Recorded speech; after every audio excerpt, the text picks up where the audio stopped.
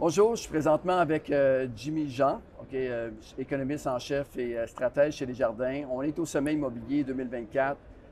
Jimmy, tu viens de descendre de la scène avec Mario Lefebvre et Mathieu Arsenault. Super panel, intéressant. Puis peut-être nous résumer un peu, on va parler, on parlait bien sûr de l'anticipation depuis des mois là, de cette baisse de taux qu'on a eue hier et qu'est-ce qui s'en vient dans les prochains mois. Et également, on va pouvoir toucher le logement et l'immigration. Fait que pour commencer, est-ce que le gouvernement ou la Banque du Canada a trop attendu pour baisser les taux? Elle a attendu longtemps, effectivement, parce que je pense que dès le mois d'avril, les conditions étaient réunies de son propre aveu pour baisser les taux d'intérêt. Cependant, en même temps, il faut quand même se rappeler que quand une banque centrale initie ce genre de mouvement, elle veut être certaine que non seulement elle ne devra pas faire marche arrière, mais aussi qu'elle va pouvoir y aller avec une succession de baisses de taux. Donc, je pense que c'est pour ça qu'elle a préféré attendre un petit peu pour pouvoir être prête, être confortable à dire, comme elle a fait hier, que non seulement on fait cette baisse de taux-là, mais si tout va bien, on va en faire d'autres. Donc, c'est vraiment quelque chose qui a été planifié. C'est-à-dire, quand on planifie, ils ne vont pas y aller sur en ce moment, c'est le temps de le faire. C'est une série, peut-être. Est-ce que tu anticipes dans le futur d'avoir justement d'autres baisses ou tu penses qu'ils vont y aller de façon plus défensive? Je pense que oui, puis ça a même été, je pense, les propos du gouverneur de la Banque du Canada hier, à l'effet duquel c'était raisonnable de s'attendre à d'autres baisses de taux. Ça va dans ce sens-là. Donc, si l'économie continue de montrer les signes qu'on a vus avec un marché de l'emploi un taux de chômage qui a monté, une croissance économique qui reste quand même assez faible, somme toute, et puis une inflation, c'est le plus important, c'est l'inflation qui continue de se diriger vers la cible. À ce moment-là, il n'y a pas de raison, même 4,75, ça reste trop élevé. Donc moi, je pense qu'en juillet, on va enchaîner avec une autre baisse de taux. Et je m'attends à ce qu'on décrète au total pour 2024 4 baisses de taux. Donc ça devrait nous emmener à 4 à la fin de l'année. OK. Donc, 4 donc c'est quand même assez intéressant. Est-ce que tu penses que ça va y aller de façon 25 points à la fois ou tu penses qu'ils vont y aller d'une façon plus importante la prochaine et ensuite s'ajuster? Donc, dans le scénario qu'on a actuellement, c'est les baisses de taux vont être de 25 points de base chaque. On n'a pas de scénario où est-ce qu'on a 50 ou des baisses de taux plus drastiques, à part si on avait une récession majeure. On n'a pas ça dans les cartons en ce moment. Ce qu'on a, par contre, c'est qu'on fait 2 baisses de taux, notre profil actuel, 2 baisses de taux, puis après ça, en septembre, peut-être qu'on prend une pause, monitorer la situation, puis qu'on continue après ça au 4e trimestre. Évidemment, ça peut être un paquet de scénarios différents. Pour l'instant, c'est ce qu'on anticipe, que quelque part, la Banque du Canada va vouloir jouer de prudence et prendre une certaine pause pour s'assurer qu'on fait les bonnes choses. Merci.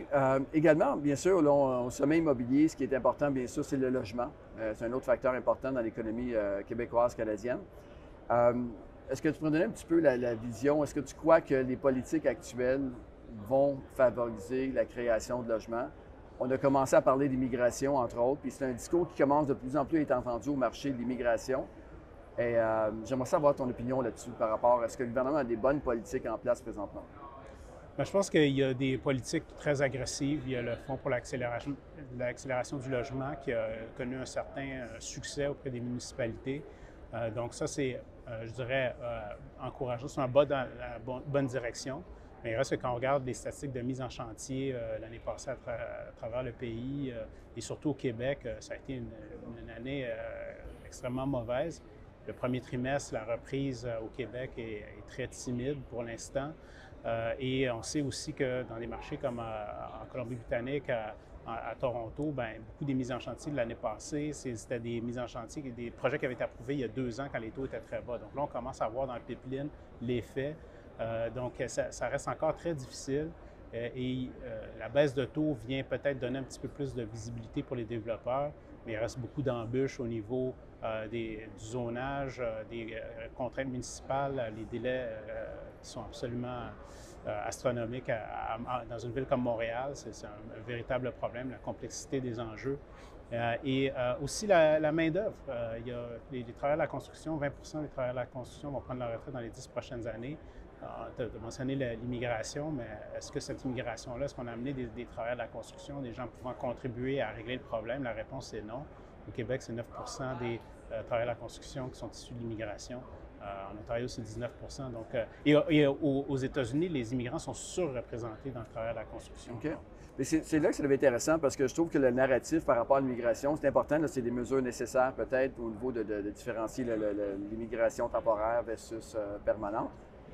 Mais le fond de la question ne se règle pas non plus. Il faut que le gouvernement fasse des incitatifs plus intéressants pour les promoteurs afin de créer du logement et non pas juste de stopper les gens qui vont les utiliser. Et dernier point, bien sûr, on a parlé de l'immigration, au niveau du logement, des permis de la ville. Comment tu vois, est-ce que tu crois que au niveau des niveaux fiscaux présentement, est-ce que toutes les mesures en place sont là pour aider les promoteurs immobiliers? Bien, quand on regarde le Québec, Ottawa a décidé de donner un congé pour la TPS. Le Québec n'a pas emboîté le pas.